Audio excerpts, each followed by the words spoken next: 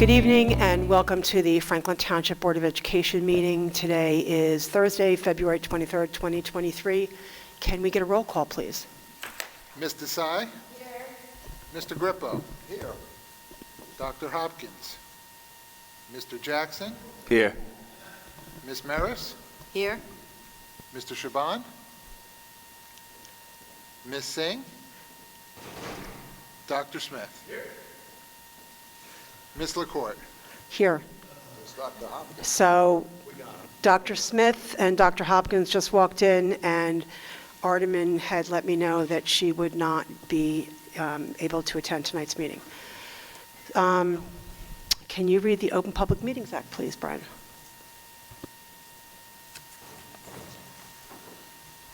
In accordance with the Open Public Meetings Act, Public Law 1975, Chapter 231, Sunshine Law, copies of the public meeting notice were sent to the Courier News, the Home News Tribune, the Star Ledger, the Franklin Reporter, Tap into Franklin Township Clerk Manager, district schools, offices, and associations, PTO presidents, and posted on the district website. Thank you. Can I get a motion to adjourn to confidential? So moved. Moved by Mike, seconded by Nishida. All in favor? Aye. Opposed? We are adjourning to confidential to discuss confidential matters, including a student matter. Minutes of the meeting will be made confidential when the minutes of the confidential session will be made public when the reason for confidentiality no longer exists. So we are adjourned. Good evening and welcome back to the Franklin Township Board of Education regular meeting. Today is still Thursday, February 23rd, 2023. We just came back from a confidential session. The minutes for the confidential session will be made public when the reason for confidentiality no longer exists. Sammy, can you lead us in the Pledge of Allegiance, please? Yeah. I pledge allegiance to the flag of the United States of America and to the republic for which it stands, one nation, under God, indivisible, with liberty and justice for all.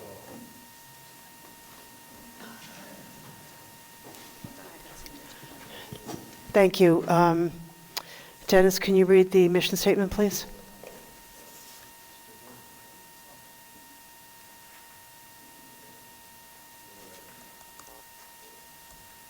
Mission statement. Franklin Township embraces its diversity, fosters excellence, educational innovation, and empowers all students to achieve their highest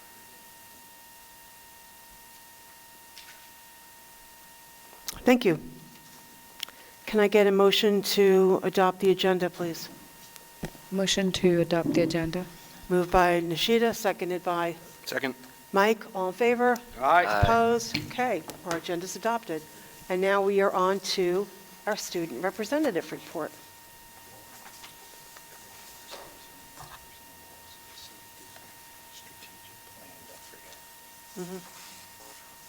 It's in here.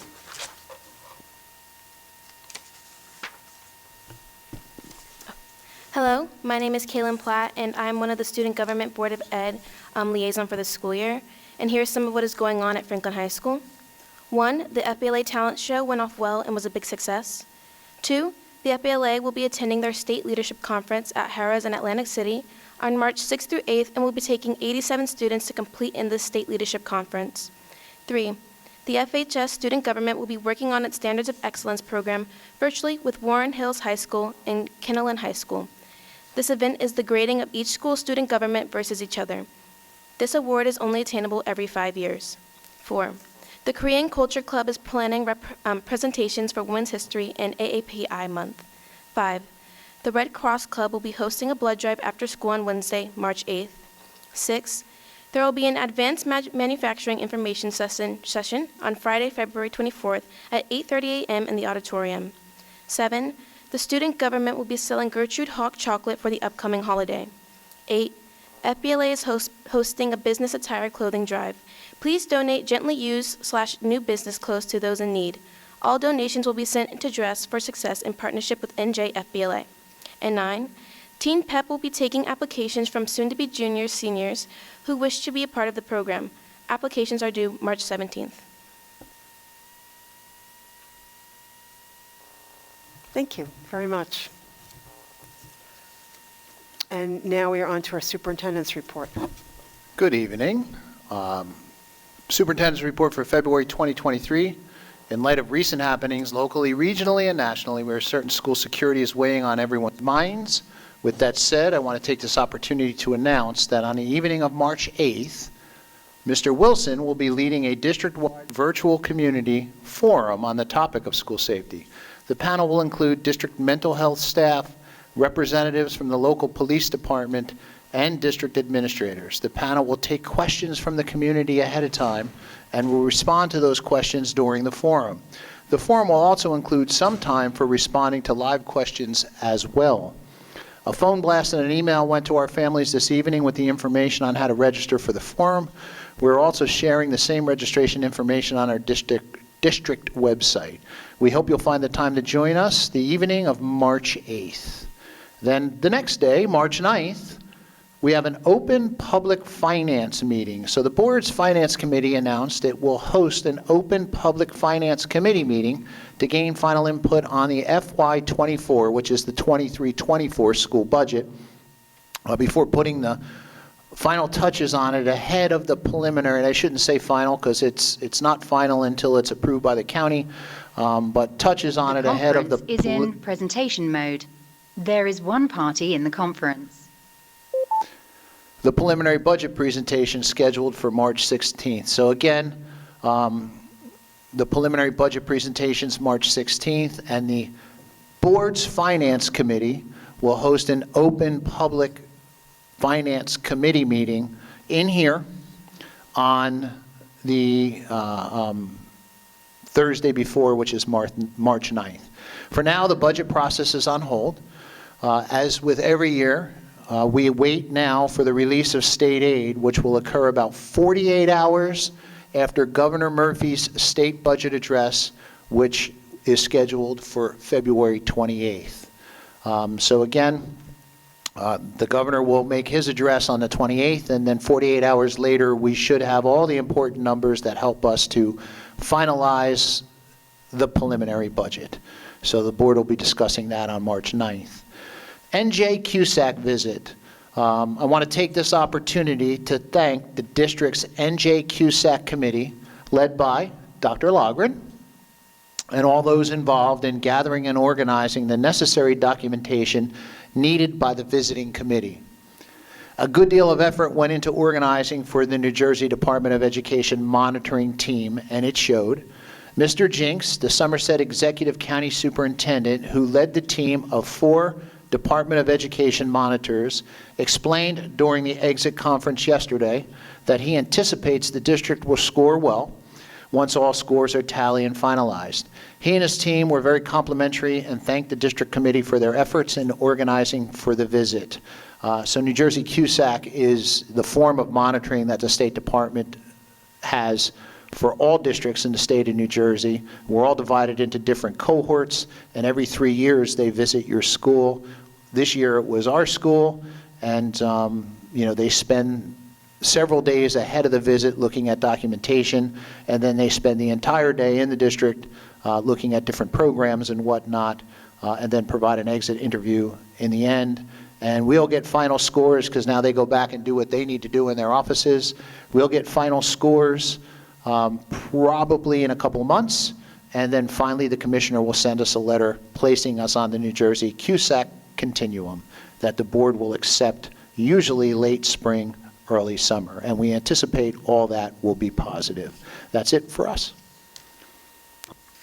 Thank you. So we're going to begin with a moment of silence. It's with a very heavy heart that I ask you to all join me in this moment of silence to commemorate the short lives of 2 of our young warrior students. Within the last weeks, we have been notified of the passing of a kindergarten student from Elizabeth Ave and an 8th grade student from FMS at Hamilton Street. Both of these brave warriors had struggled with illness. This evening, our thoughts and prayers go out to their families and the friends they left behind.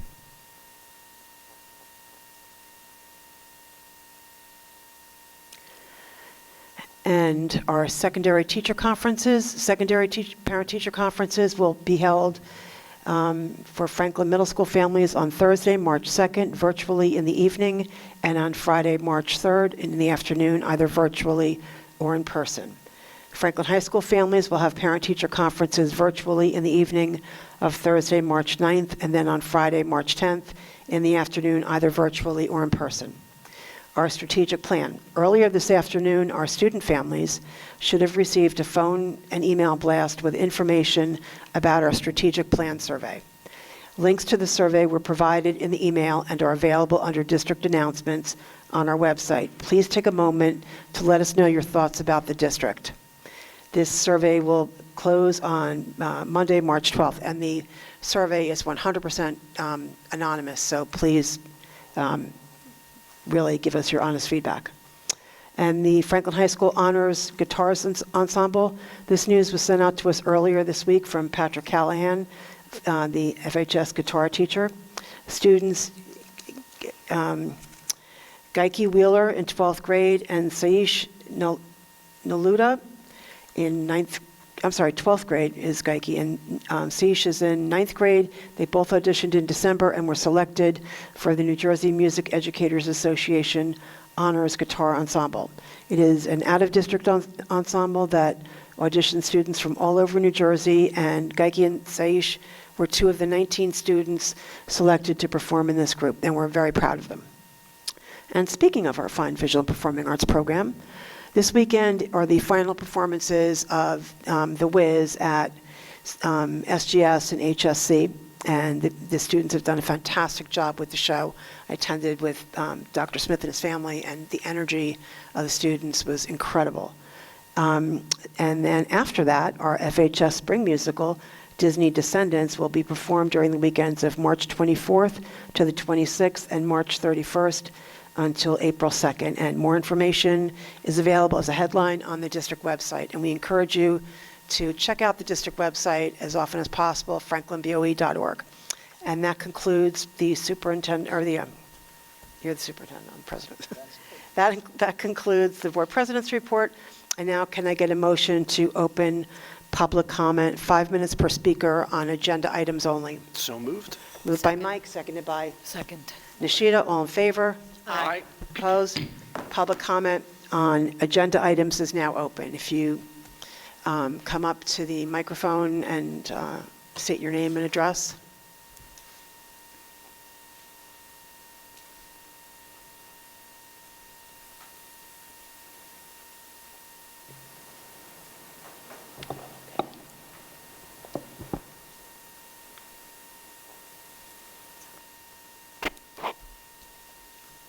Is there no one?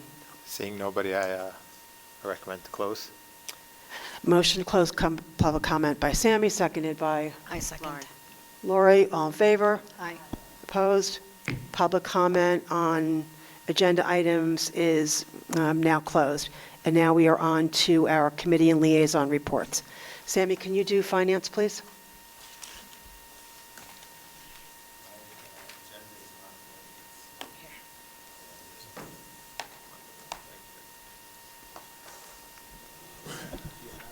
I do.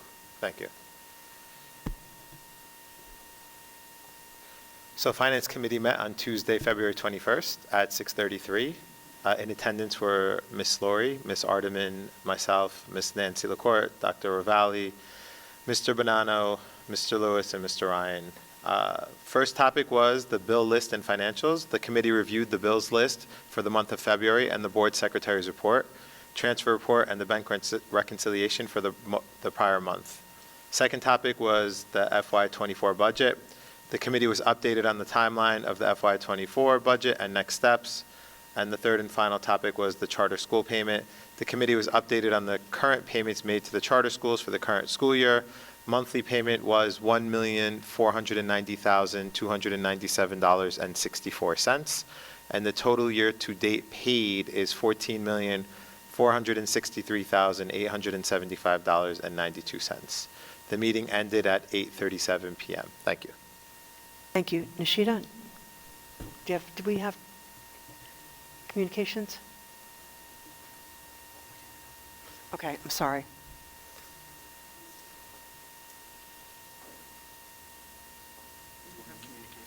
Okay, we didn't have, I'm sorry, I just,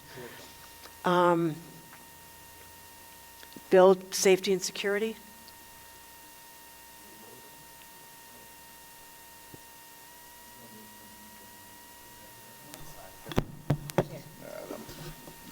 Microphone doesn't like me.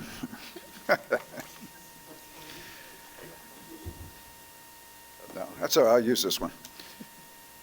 So the Board of Ed Safety and Security Committee met on February 15th at 5 p.m.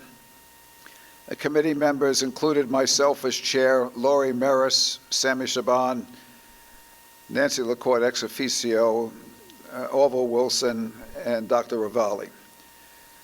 The committee discussed the district's response to recent student fights at Franklin High School. The committee discussed Dr. Solomon's written message to the teacher, students, and parents regarding the immediate measures put into place to put an end to fighting at the high school. The Franklin High School Student Expectation Review.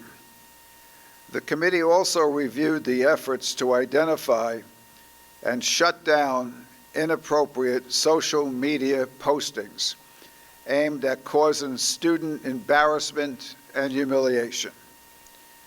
The committee reviewed district measures and resources that are in place to respond to other types of safety concerns, such as bullying, teen suicide ideation, students who exhibit unusual or alarming behaviors.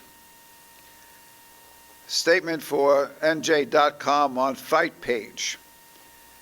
Mr. Wilson reviewed how the district regularly monitors student discipline data, which includes but is not limited to monthly meetings with the principal and vice principals, monthly safety team meetings, and regular meetings with the student assistant coordinators and Rutgers behavioral health representatives and building PBIS representatives.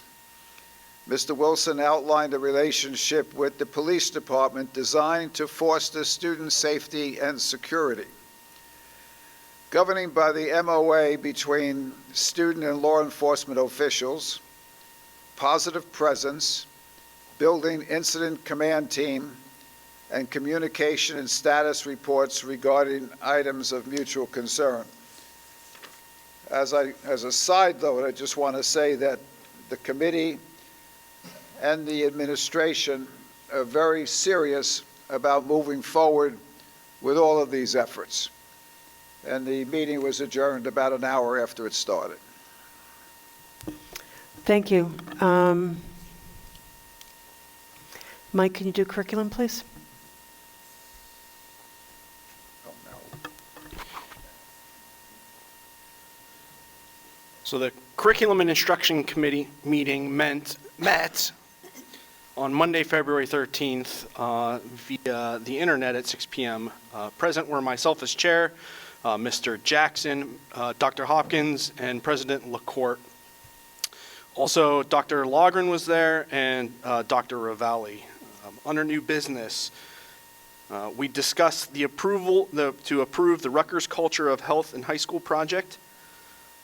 That was a motion to approve a partnership between the Franklin Township Public School Health and Physical Education Department and Rutgers University, in which FTPS students would interact with physical education students from the university to learn more about nutrition and health.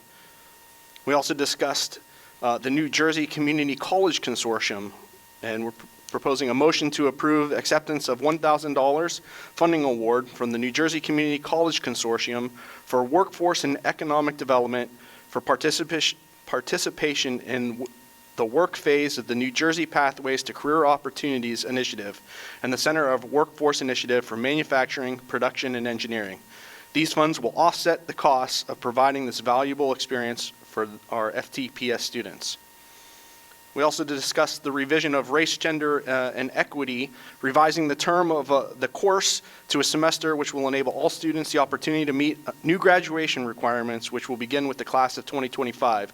Students will have 3 pathways to meet this graduation requirement. They can take Race, Gender, and Equity, or Race, Gender, and Equity Honors, or the Advanced Placement African American Studies Pilot, which will be available to Franklin Township Public School students beginning in the 2023 to 2024 year. We also talked about making a new course, the Race, Gender, and Equity Honors, and there's a motion to approve the new course for grades 11 through 12 beginning in September of 2023.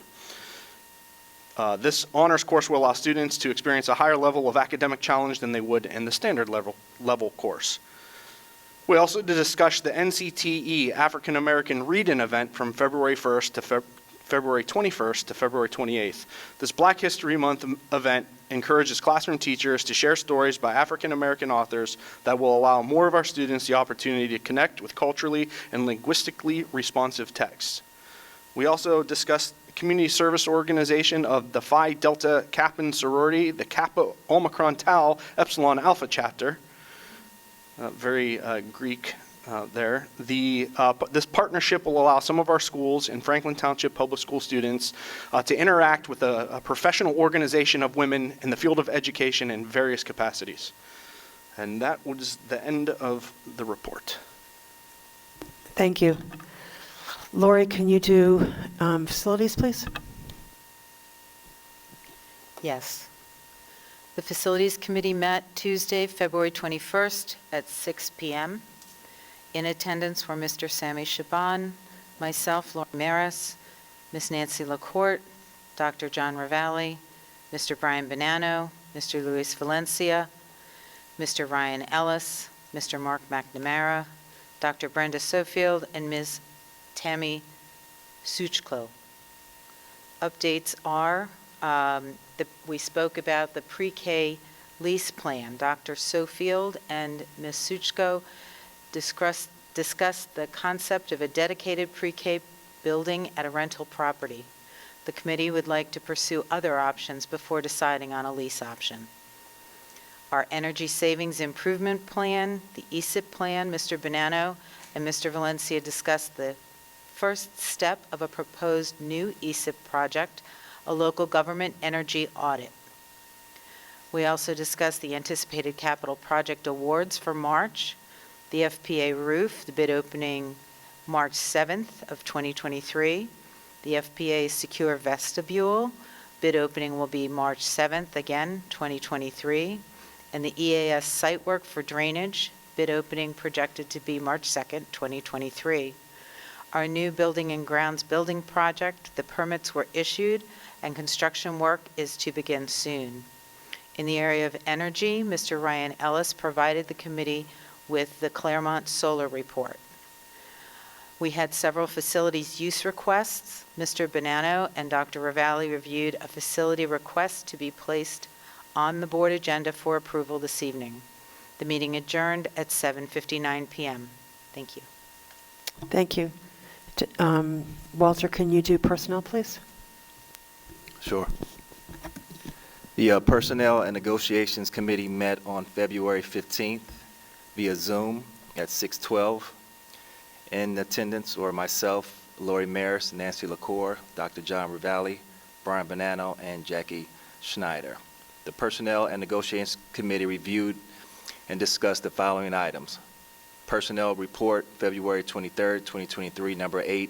The Personnel Committee reviewed the Personnel Report for February 23rd, 2023. Appointments include elementary teachers, 2022 to 2023, 6 sections, spring coaching and assistant coaches, child study team, evaluations, and parent academy family night engagement. Number 2, job description revisions, assistant supervisor of transportation, supervisor of transportation. The Personnel Committee reviewed the revised job description for supervisor of transportation and assistant supervisor of transportation. These revised descriptions removed the prior language, which included student truancy responsibilities, and added their requirement for school transportation supervisors certification. Number 3, employment contract, assistant to the school business administrator. The assistant to the school business administrator was appointed at the January 26, 2023 Board of Ed meeting. The contract provides the terms and conditions for her employment. Number 4, Franklin Township School Administrators Association negotiations. Mr. Bonanno reviewed documents provided for the upcoming negotiations with the FTSAA. Number 5, recruitment and retention plan. Mr. Bonanno reviewed the status of the meetings with the FTEA Executive Committee in the furtherance of developing a recruitment and retention plan. Number 6, good of order. The committee reviewed a couple of confidential personal matters, and the meeting ended at 7:26. Thank you. Thank you. Dennis, can you do strategic planning, please?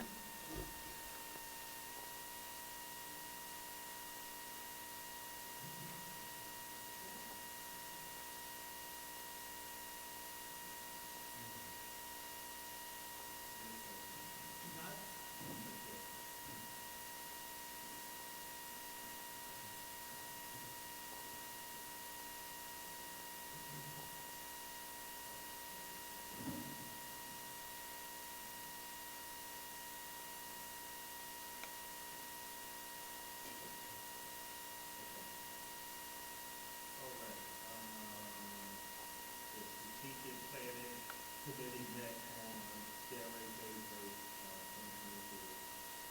Myself as chair, Dr. Hopkins, was present, Lynn Ripple, Sandy Gabar, Nancy LaPorte, Mary Clark. Wow, okay. I'm good. The committee reviewed the draft surveys prepared by the representatives of King University. The draft surveys for staff, students, families, and larger Franklin community have been created by the King University group after consulting with leaders from various groups, including the Franklin Township Teachers Association, the Franklin Township School Administration Association, and the PTSO President's Council.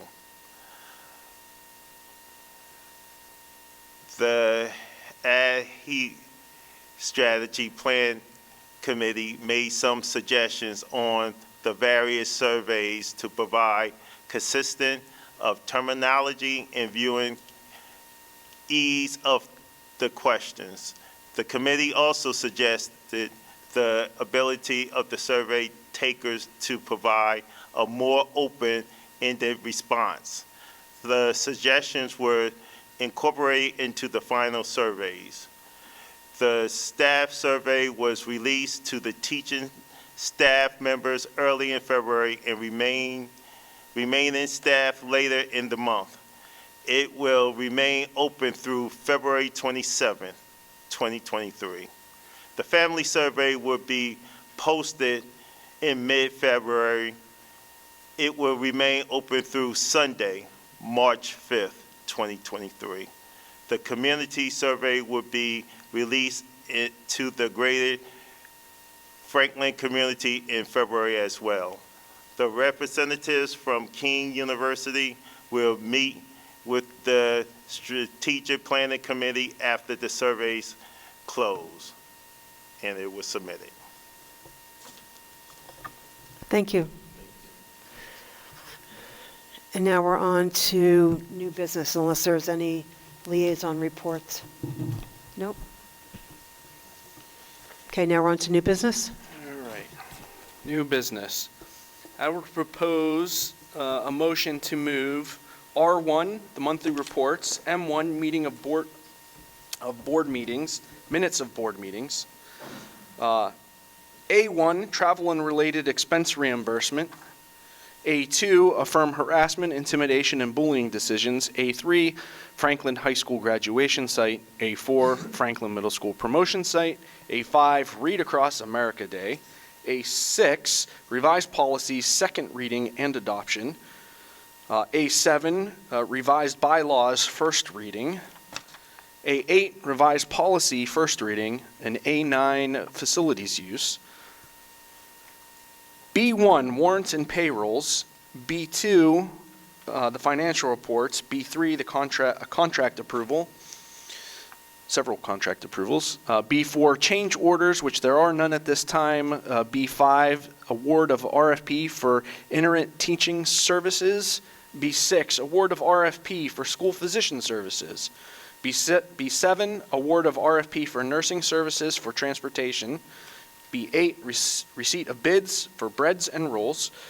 B9, award of bid for breads and rolls. B10, receipt of bids for milk products. B11, award of bid for milk products. B12, award of RFP for behavioral services. B13, award of RFP for social work and school psychologist services. B14, award of RFP for speech therapy services. B15, supply chain assistance. C1, out-of-district students for the school year 2022-2023. C2, field trip destinations. C3, field trip applications. C4, FHS and FMS athletic schedules. C5, New Jersey Pathways to Career Opportunities Award. C6, Rutgers Culture of Health School Project. That's right. C7, course revision, and C8, a new course. Also, P1, an employment contract. P2, revised job descriptions. P3, abolish a position. And P4, the personnel report number 8, dated February 23rd of 2023. So again, that's R1, or you want to do that? Okay. So the motion is for R1, M1, A1 through A9, B1 through B15, C1 through C8, P1 through P4. Can I get a second? Second. Okay. Any discussion, comments? Sammy? Nishida? Bill? Any discussion, comments? Dennis? No. Walter? No. Lori? No, thank you. Mike? Brian, can you do roll call, please? Ms. Desai? Yes. Mr. Griffin? Yes. Dr. Hopkins? Yes. Mr. Jackson? Yes. Ms. Merritt? Yes. Mr. Shabon? Yes. Dr. Smith? Yes. Yes. Thank you. And now we are on to comments from the public, 5 minutes per speaker on any topic. So, I move to open. thank you. Motion to open public comment by Mike, seconded by, Second. who? Lori. Seconded by Lori. All in favor? Aye. Opposed? Public comment is now open on any topic. 5 minutes per speaker. Please state your name and address.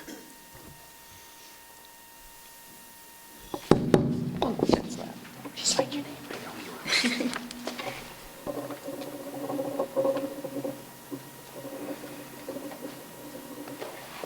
Hello, my name's Wendy Riga. I live at 1 Markham Road in Somerset. Can you guys hear me okay? Am I vibrating?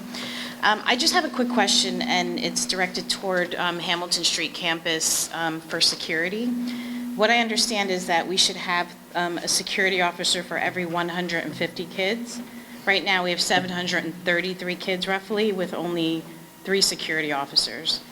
So I know fighting at the high school violence is a big topic in the community.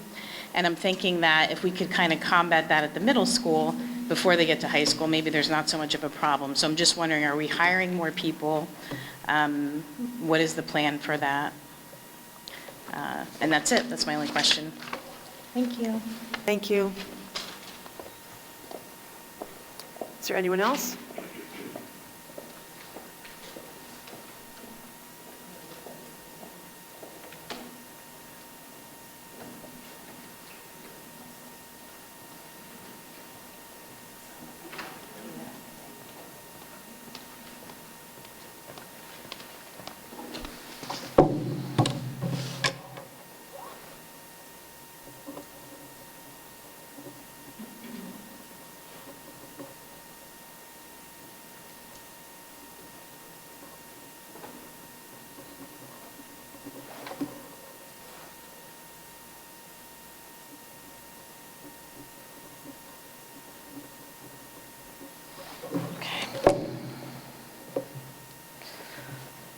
Hi, thank you for this opportunity to speak to the board, Dr. Ravalli, and the parents. I'm here speaking on behalf of not just myself, my family, my students in the district, but other families and other students that are really taken back by what is happening in our district with the rise of fighting, bullying, and we understand this is happening not just to us. It's happening across the United States. It's not just our district. But I'm here as a parent to express my concern of the uptick. And I don't want, the administration just to say, we're following our code of conduct, this is the best we can do. We all, as parents, and we try very hard to tell our children to follow this code, to be attentive to that your needs as well as other students. And the ones that are not paying attention to these rules, there's a few of them. And right now, these few are getting away with a lot. And oftentimes the administration says, well, our hands are tied, we're doing our best, I know it's a very sticky road to follow because there's a lot of regulations on what can be done. But I think more needs to happen with communicating to the parents what can be done for their student to feel safe. I think there's a lot going on social media right now. The parents are talking freely on there. And so I'm picking up a lot of, these debates. A couple of things that are across the board that everybody wants, and I know the BOE has the same commentary, is that our schools need to be safe. They need to feel safe. Our schools need to be a productive learning environment for all students. And right now, it doesn't feel that way. And we need to get back there. So as the board starts to look at, I want the board to really look at our code of conduct and see what things can be done differently.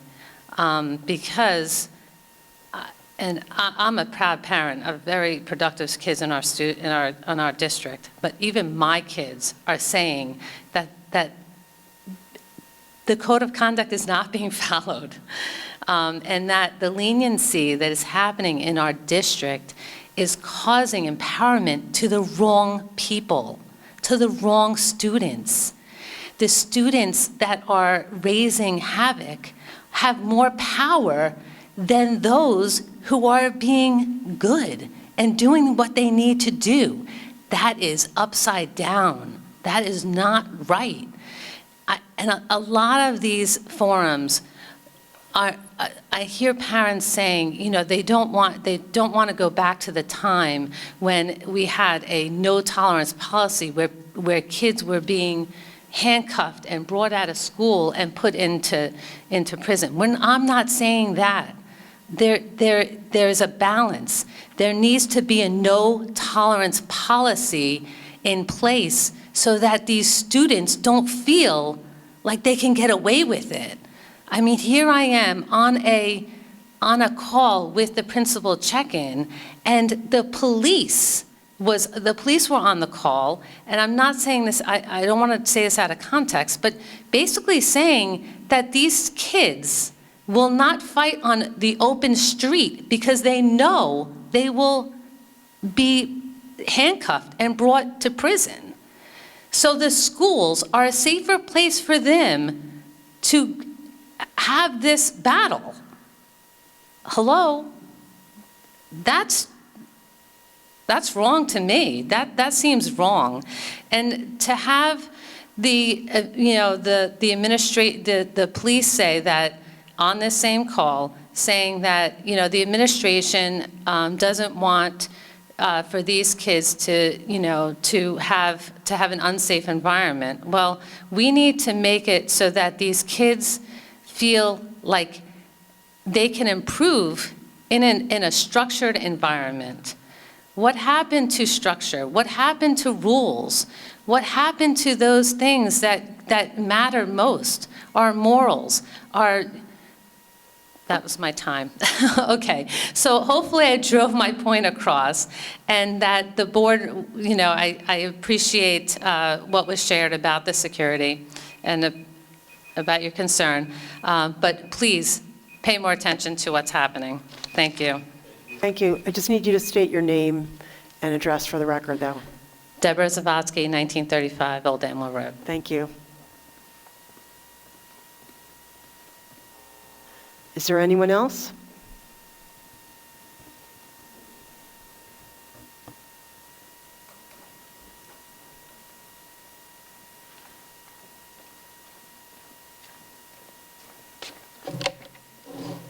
Hi, Tom Podesky, 160 Emerson Road.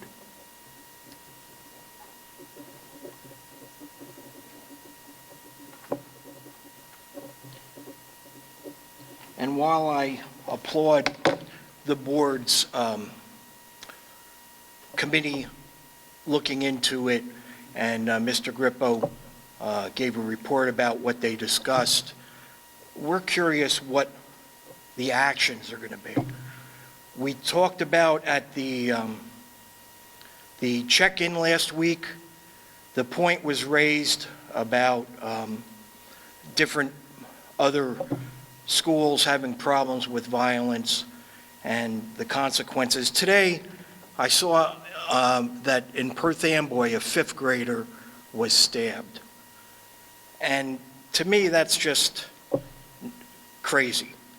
And we've seen violence in malls. And in fact, in the chat, I had typed that if the violence that we've seen in the high school happened in a mall or some other public place, arrests would be made. Today, I read in the paper that at Menlo Park Mall, there was a big melee over the weekend, and they arrested 2 teenagers. If that would have happened at the high school, they would have been sent home to on a suspension, with the only consequence being that they're playing Xbox or whatever instead of being in school learning. And as Deb pointed out, it's a small portion of the student population. You have a huge population, and 95% of the students are following the rules, doing what they need to do, getting good grades, representing the school proudly in athletics and other activities, and that small portion has no consequences for what they do. So they just continue to do it. And for the fight to be broken up and the kids to just be suspended or sent to detention, I don't feel that's enough, and I think a lot of people would probably agree with that. You know, more needs to be done, and what we're looking for is, great, you had a committee meeting. What were the committee's suggestions for dealing with this? What type of disciplinary modifications are there going to be? We can't just say, okay, we're following the code of conduct, we're looking at it, we're investigating. More things are going to happen. You know, it's not unique to Franklin, unfortunately. It's, as last speaker just pointed out, it's everywhere. But we need to do something about what happens in Franklin, and we need to do it before something serious happens. Thank you. Thank you.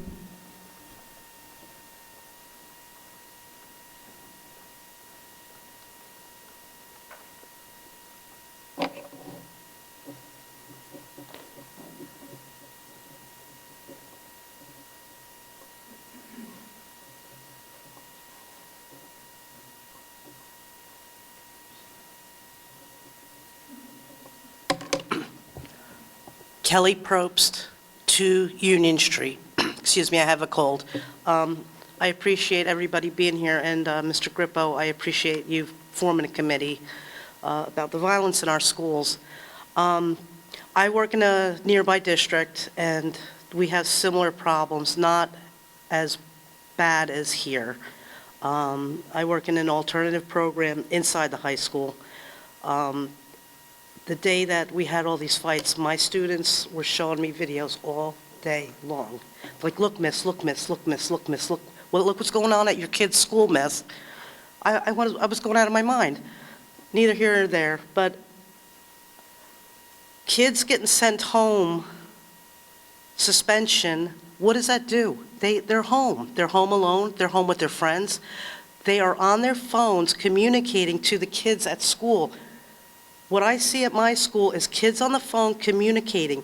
They know what's going on and they're meeting up. That's where the fights are happening.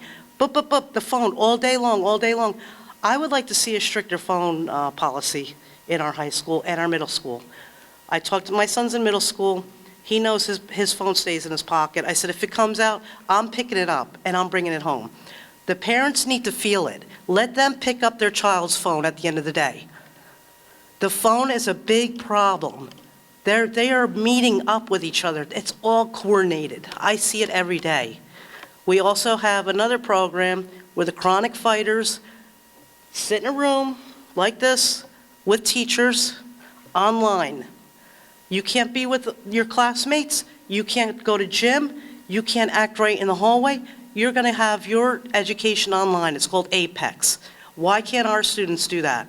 Chronic kids fighting don't belong with the kids that are trying to get an education and trying to live in a community. That's all I need to say. I think phone's a problem and consequences are lame. Thank you. Thank you. Is there anyone else?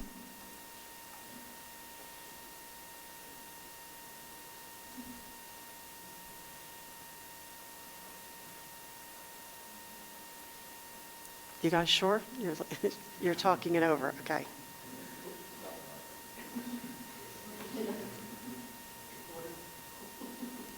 All right, so seeing no more public speakers, I move to close public comment. Motion to close public comment So by Mike, second. seconded by Dennis. All in favor? Aye. Opposed? Public comment is now closed. John, would you like to address this? Sure.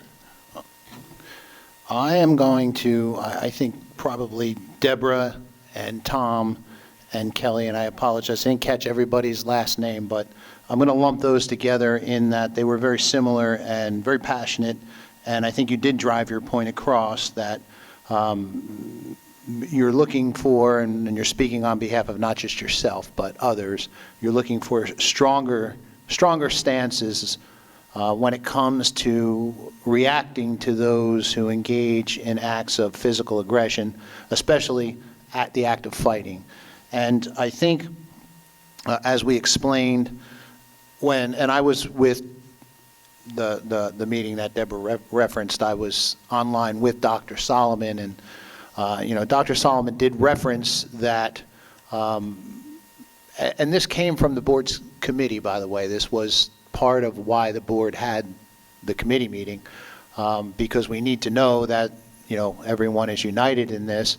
And as far as consequences go, I think what you heard from Dr. Solomon, not only did he review expectations with the students after that challenging 3 days 2 weeks ago, but what he also did is laid out to the students that those who continue from this point forward to engage in acts similar to what they engaged in 2 weeks ago, fighting, acts of physical aggression toward each other, that a very strong stance would be taken, and that for those students that engage in that kind of behavior, with the board's support, of course, that those students would be put on what we call a 45-day placement while they're seeking an alternative placement to finish out their year. So, that's not a suspension in the sense that, a suspension is just that, suspends a student's right to attend school for a certain number of days, or their right to an education. What this is saying is, a step beyond that, that if you engage in that kind of behavior, that you're going to receive a suspension because that is consistent with the code of conduct.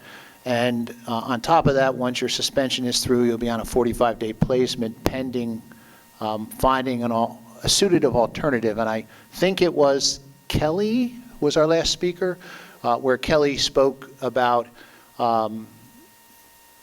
electronic instruction, if you will, but we typically use the commission for alternative kinds of programming, or I didn't finish, or our own RTS program, which doesn't cost us anything, right? And by the way, Apex has a cost as well. So there is that, if you will. And I see Mr. Wilson shaking his head because he provides that kind of guidance on behalf of the committee of the board to our administrators. So that has been put forth. And then speaking to the phone policy, if you will, I mean, that is a challenge in all schools, right? We know that. And I mean, even in the Philadelphia school, if you follow the research, they have the phone bags that we also looked into at one point. And, but of course, kids have figured out a way around that, right? They buy phones that they use, and then they buy phones that they don't use, and they put the phones they don't use in the bag. And there's also a YouTube video, and of course, we did research on this, right? There's a YouTube video online where it shows you how to get your phone out. It shows a student how to get a phone out of I forget what they call those phone bags, but in like less than 60 seconds. So, yeah, it is a challenge. But one thing we do have is something called an ERDC policy, electronic recording device policy, already in place. The board discussed that as well at our committee meeting. And that's another thing that Mr. Wilson talked to not only our high school but our middle school administrators about, better enforcement of the ERDC policy, electronic recording device. So if you whip out your phone, and the dangers, I think we've got to take a lesson out of what we've learned from that really unfortunate situation that occurred down in what folks call South Jersey, which I call Central Jersey, Central Regional. And a lot of that, from our understanding, from what we know, and of course we never know all the details, but a lot of that seemed to be connected to the aftermath of the constant having to view that online, right? And we know that that has psychological impact on kids. And I think what we learned from that is important, and how we approach going forward is important. And I think we need to send a very strong message to our kids that, it's not personal opinion, this was discussed, and this is something that we have also talked to our administrators about, is we've got to do a better job enforcing the ERDC policy. And if you, for lack of better terms, whip out your phone, and we see you whipping out your phone on a video, we can only assume that you're trying to videotape with it. Or if a teacher sees you, two kids are having a scuffle or whatever it is, and may not even be a scuffle, you just might be videoing something you think is funny. We need to do a better job, and we're admitting to that, and we're going to do a better job with challenging students who do that and providing a consequence for students who do that.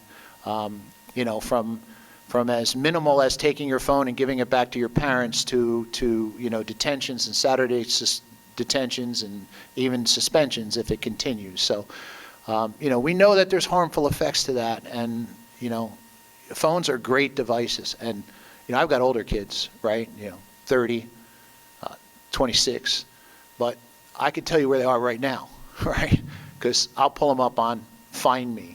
And I'm sure you all do the same. So, there are some benefits to that, and we recognize that. And, there were discussions years ago. It was when I first got here, actually, 8 years ago, believe it or not.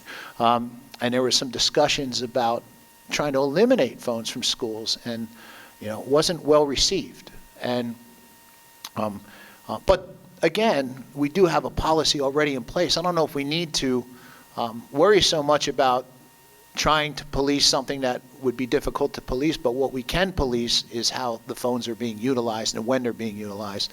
And I think we recognize that, and I know Mr. Wilson's had that conversation, and we're going to keep it at the forefront, and we're going to do what we can, and it can be a lot to try and start to discourage how those phones are being used inappropriately.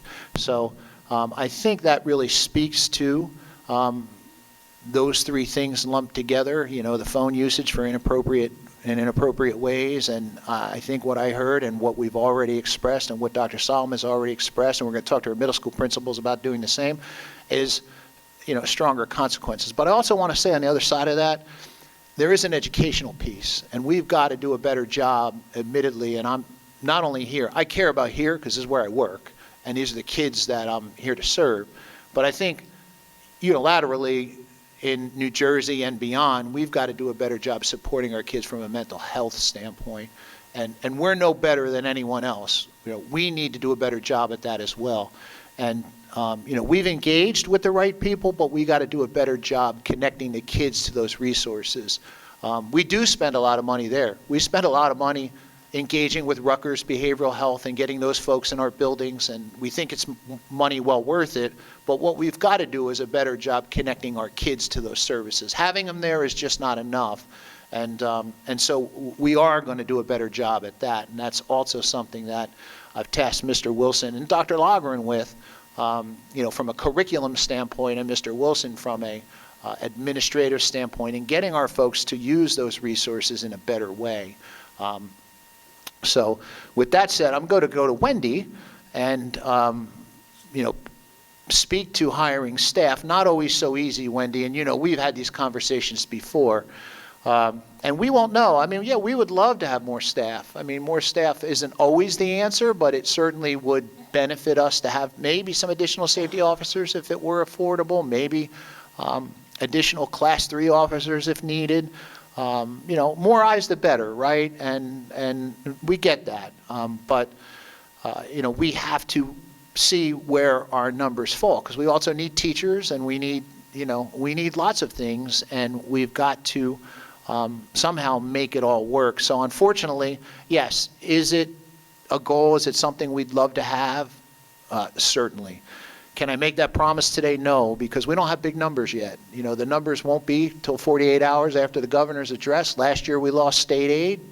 If we lose state aid, we got to deal with that, right? If we get a bigger than what's anticipated tuition number for charter schools, we've got to deal with it. If we get, busing contracts, although we're getting those, but if we get busing contracts that are unusually high, we'll deal with that.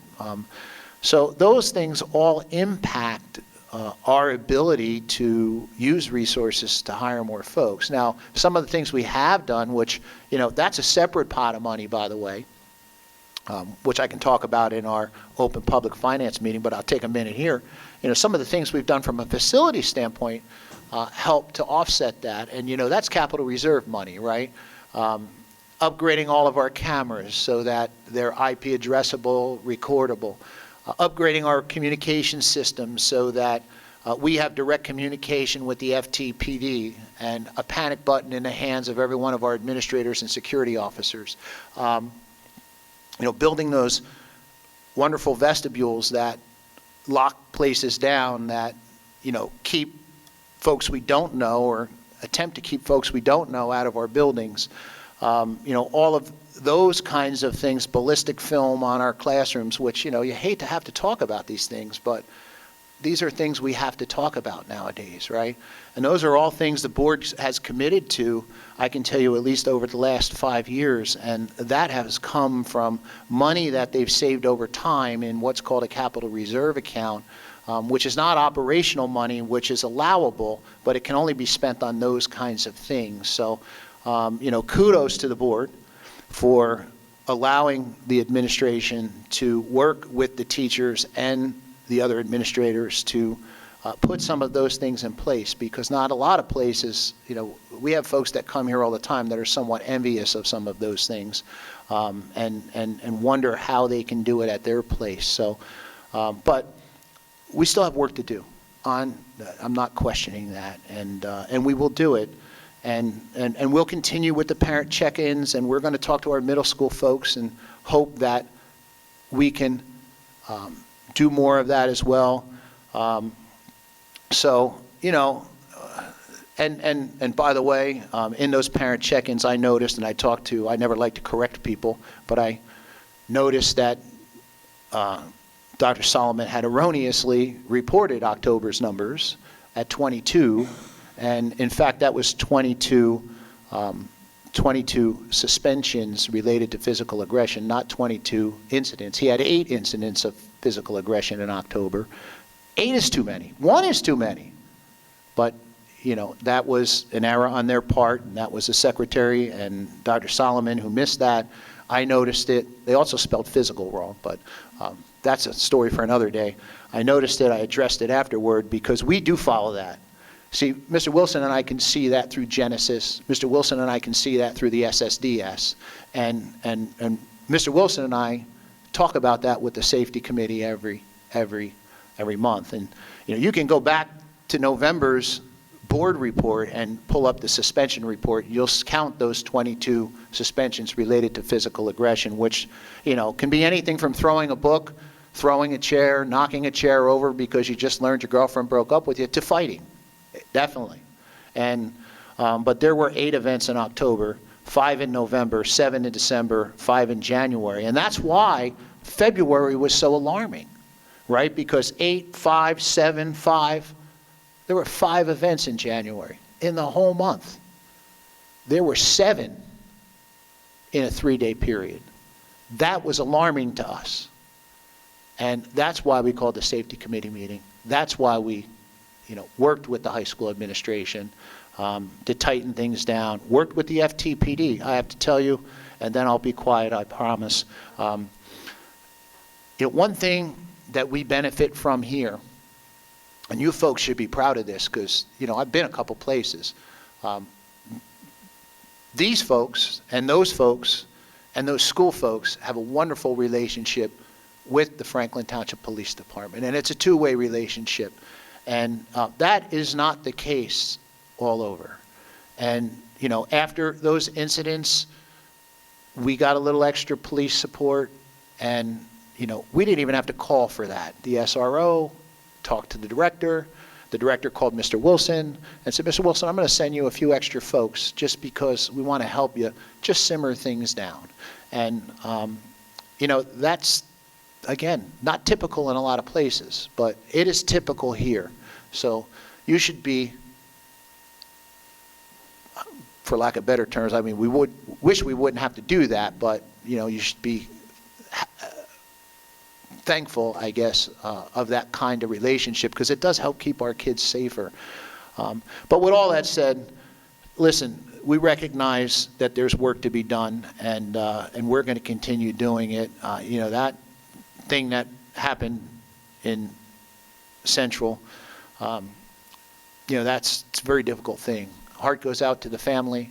You know, heart goes out to everybody involved in that. There's no winners, there's no losers. I mean, the big challenge there is that, you know, that family now having to get over losing their daughter. And we don't ever want something like that. And we're going to try and do everything possible to address the kinds of things that create that, including changing our culture. You know, one of the other really positive things I think we've done at the high school, and we'd like to spread that out too, is we do have mentors in the high school, right, that are kids more appropriately aged, certainly not my age or Mr. Wilson's age, but that are, you know, community folks who are trained and put in our building to connect with our kids and give kids an outlet. And we're, you know, it's a newer program for us, but it's another attempt to give kids an outlet to go somewhere other than making the choice of doing the wrong thing. So, you know, it's those kinds of things that we're going to keep after and approach this from 2 directions. One, mental health supports, mentoring, training in conflict resolution. That's important, right? Sometimes we know how to deal with conflict, but sometimes our kids are not quite there yet, and that's our fault, right? We got to teach them that. And when I say our fault, I mean, you know, I put that on us as a school. We've got to work with them to teach them that. And then we have to have the security in place as well. We've got to have the presence. We've got to address these issues as they occur. We got to continue to watch like we've been doing, and when we see those upticks like we had 2 weeks ago, we got to quickly address them, and I think we did that. And, you know, not to say it's been perfect, but it's been much better. And, and hopefully it's going to get even better as we go on. So I'm going to stick around after this meeting, so if you want to talk more, I'm here. And Mr. Wilson's going to have that forum, which I'm sure I'm going to be part of, because I couldn't think of anything better to do than hang out with Mr. Wilson on March 8th in the evening. So Mr. Wilson and I think we're going to have at least the captain, if not the director again. He's shaking his head yes, so it sounds like that's been confirmed. We're going to have some administrators. We're going to have our mental health professionals as well. I think it's important that folks who register and join on hear some of the things that they're trying to do so we can all work together on helping our kids, become healthier. And I'm looking forward to it. You can go online, and I might have mentioned this before, but I'll mention it again because it's worth it. You can go online and register on our main webpage. Is that right, Mary?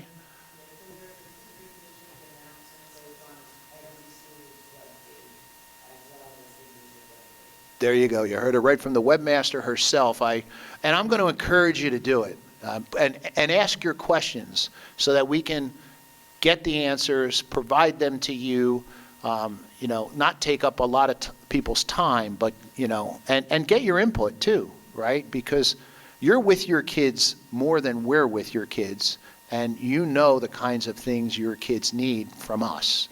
And we're open to hearing that because, again, we want to make it better. And the only way we're going to do that is work together. So thank you, and that's it for me. Thank you. I do want to add that the the Safety and Security Committee has been an ongoing committee for a long time. We don't usually meet every month, but because of this, we had a meeting sooner than we typically do. So, and part of that Safety and Security Committee was after with COVID, right? So looking at our facilities and saying, is the ventilation good? And because that's part of the safety. And the other part of the safety and security for the kids is, and the staff, is, as Dr. Valley mentioned, all the mental health connections. They're all on our website. And as he said, you know your kids better than we do. So if you see something off in your child or in another child, right, go and look that up and refer them to that or refer their parents to that. And it's all free. And, we encourage everyone to do that.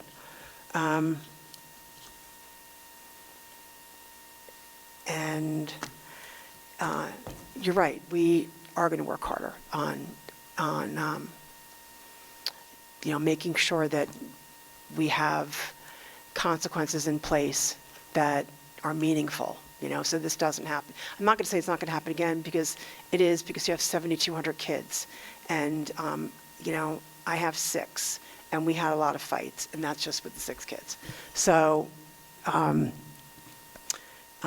so that is the end of that. And now we're on to good of the order. So, Dennis, do you have anything for good of the order? No, I think that the good of the order for me is to thank the parents for coming out. And if we don't have a safe environment, everything else means nothing.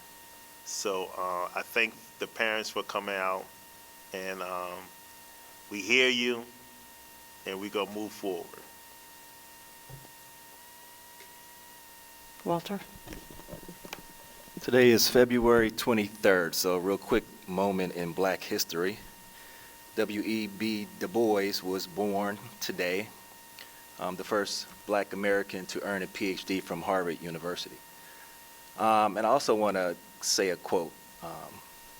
As most of you probably know or don't know, most of the board members are parents as well. So your concern is our concern. I have a 10th grader in high school. It's kind of scary that when you go places to teach or tell your kids to look at the exit signs and to be alert and be aware. I constantly tell her I better not see her in no fight videos, even close by, But so I appreciate you guys coming out and voicing your concern because your concern is our concern. continue to support us because we do hear you, as Dennis mentioned, and they won't fall on deaf ears. So we will definitely make sure that your voices are heard, your concerns are heard, and we move forward to make sure that our district is what our district needs to be. I think we are all here because our district is a great one, and I want to continue to make sure that our district can be an example for other districts in the state. The quote says, "You've done it before and can do it now. See the positive possibilities. Redirect the substantial energy of your frustration and turn it into positive, effective, unstoppable determination." So the fact that you guys came out tonight, you are all determined to see a change, and we will do everything we can to support that. Thank you. Thank you. Lori? Usually Nancy starts this segment with, "So, what's great about Franklin?" One of the things that's great about Franklin is that we're all united to make sure that our kids have the best, and that you not only come to tell us what concerns you, but you come with potential solutions and ways to help. And that is what's great about Franklin. Even in tough times, we're working together for the good of our town and our children. And I just want you all to know it's very much appreciated. Thank you, Lori. Bill? So, beside the work of the Security Safety Committee, which has been taking some time, it's very important to reflect on the 95% or 98% of our students who are just doing fantastic. You know, I've been around the town a little bit over the last 45 years, and I've seen some great days in Franklin, and I've seen some really bad days in Franklin over the years. But at the end of the day, the kids who are succeeding and making a difference, I also run into all the time. And that's why I love to go to the school assemblies and things, and the other night at the Wiz, to see the talent of those kids. To be so involved with the cheerleading team, raising money, and seeing their excitement and dedication to doing their very best in Florida. These are just a few samples of the great kids in Franklin. Now, those of you who know me heard me give this sermon before. I've had 5 kids that go through Franklin schools. If you're a McAfee parent, you certainly heard this, or a Sampson parent, right? Because of the diversity and the strength of our township and our schools, my 5 kids have turned out spectacular. They could handle anything. They all make more money than I ever did. They're all happy. They're decision makers. They're good citizens. And if you were to ask them what formed that besides their mother and father, they'll name teachers that had impact on them. And those same teachers have an impact on our successful kids now in the schools. So this is a challenge. This period we're going through is like the dark night of the soul, right? It's really a dark time. But I think our superintendent and the board and our security committee are working out of it. And I would predict that you're going to see a marked improvement.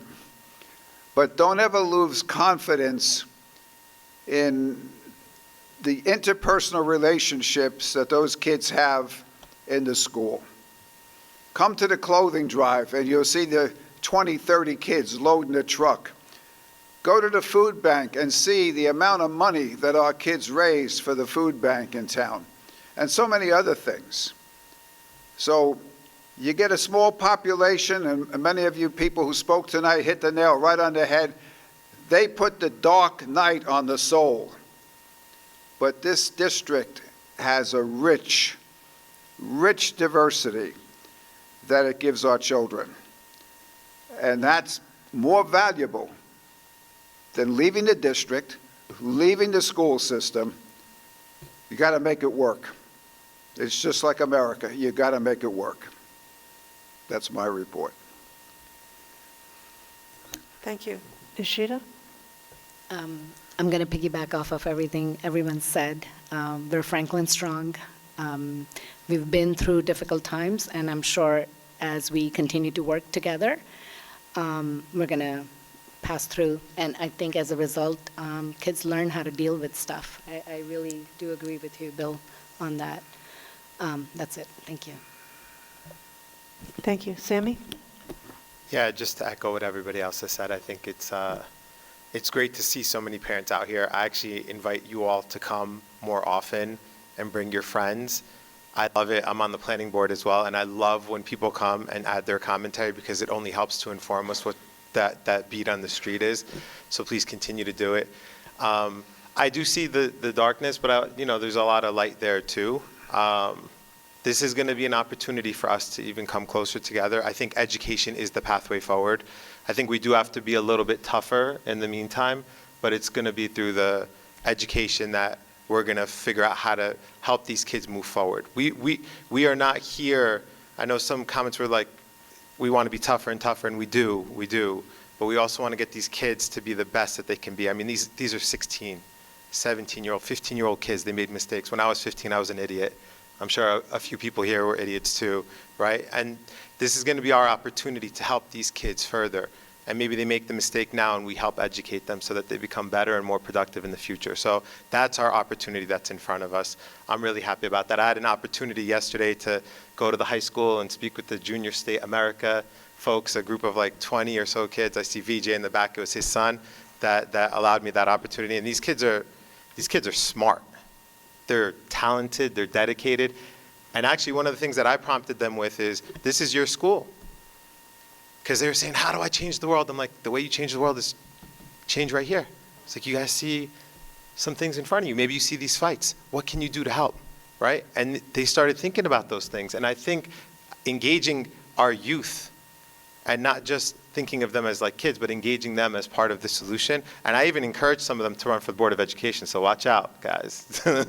I told them another year or two, I want you guys coming up here because we need the young folks. I see some young folks in the back. We need the young folks to be part of this solution as well, and I think that engaging them is going to be helpful. So all together, we'll get it done. I'm on the security committee with Bill. We're taking this super seriously. We're on the strategic committee as well together, and this is one of the core strategies that we have. So any ideas that everybody, because it'll only be better with all of you guys attending each time that we're having these meetings to help inform us. So appreciate and want more. Thank you so much. Thank you, Sammy. Mike? I guess I just have, one comment.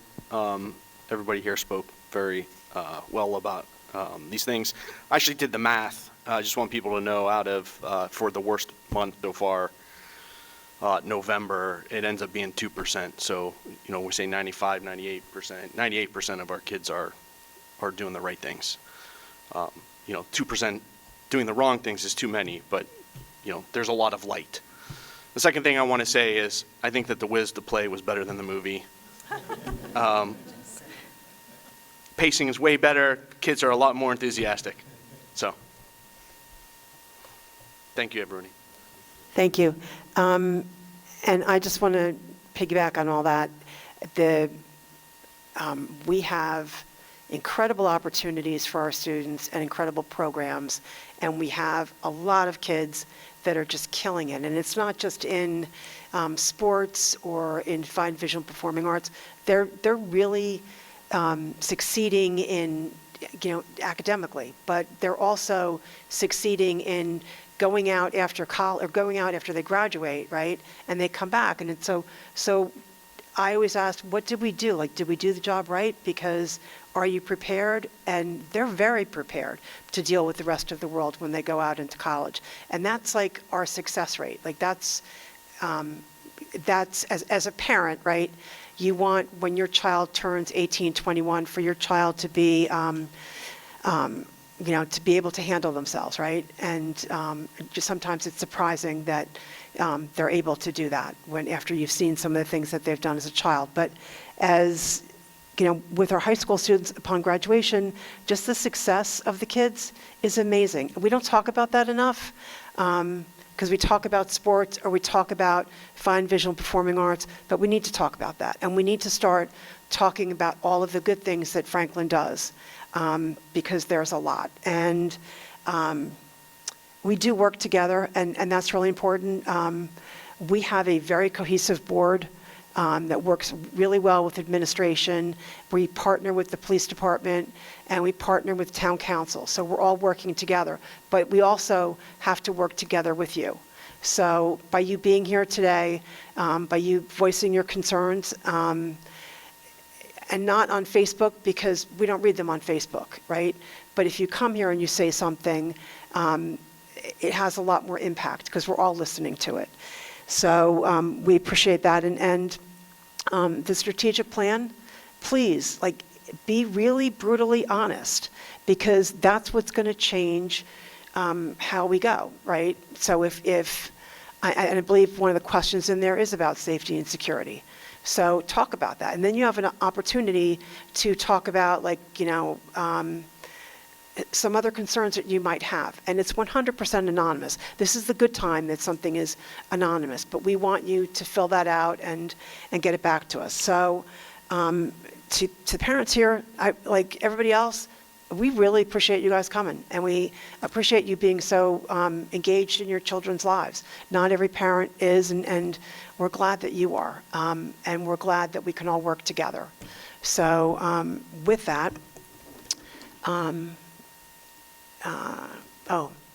2nd is, March 2nd is Reading Across America Day. So please read a book and encourage your kids to read. And motion to adjourn? Yep. Okay, all in favor? We are adjourned. And thank you very much.